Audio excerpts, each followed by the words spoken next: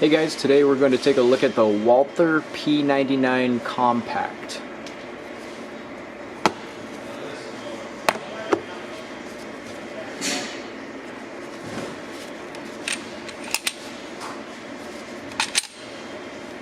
So this firearm's in great condition.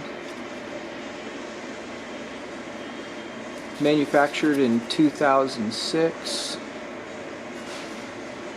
Miniature version of the full-size P99 from Walther.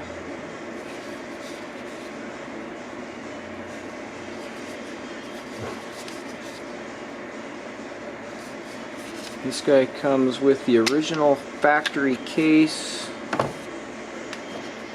two 10-round magazines. One of the magazines has the extended base plate.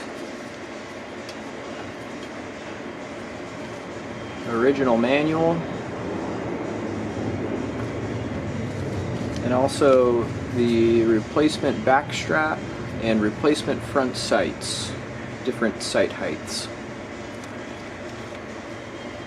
Make sure to check it out on d4guns.com and make sure to subscribe to our YouTube channel.